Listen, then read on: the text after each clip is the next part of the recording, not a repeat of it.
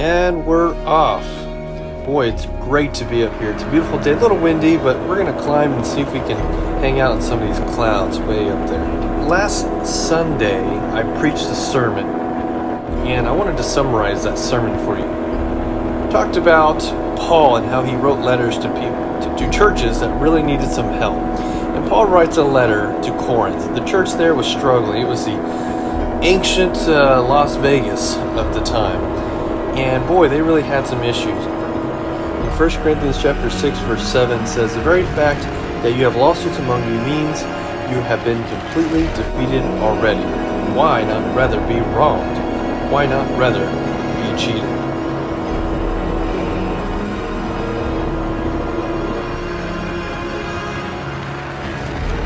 Paul is really encouraging them that they should stop in taking their brothers to court. The church in Corinth had everything wrong. They tried to sue each other for profit and for gain. And Corinth says, hey guys, there's something better for you. Let's try resolving conflict God's way.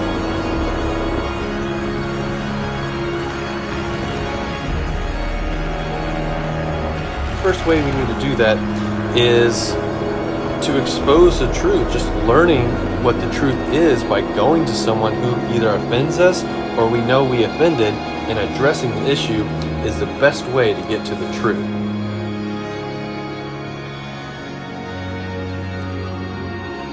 It's a little chilly up here. I'm going to put these gloves on.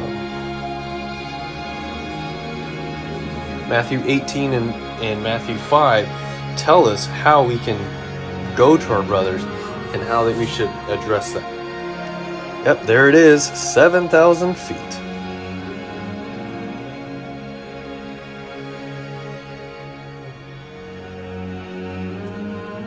Paul notices that they had this resentment towards each other, or they held a grudge. And instead of forgiving each other, they did the worst thing. They brought their dirty laundry out to the secular world, saying, we don't trust our leadership in the internal church to handle our problems. We want to do it another way. And boy, did they need Paul to kind of bring them into the light and tell them that that's not how we should live our lives as Christians.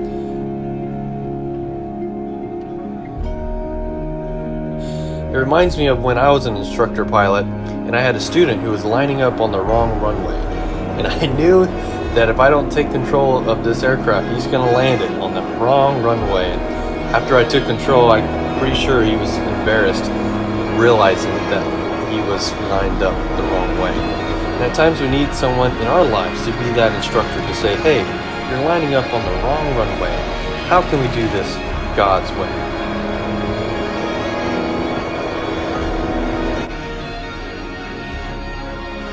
So remember in Matthew chapter 18, Jesus is telling the story of a king who forgave someone who owed him a lot of money.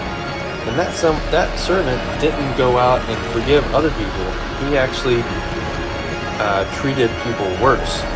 And the king said, until you forgive someone from your heart, you go back to prison. So that just shows how important it is for us to work out our issues in the church.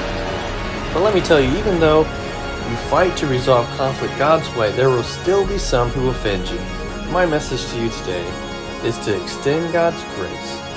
Why not rather be wronged?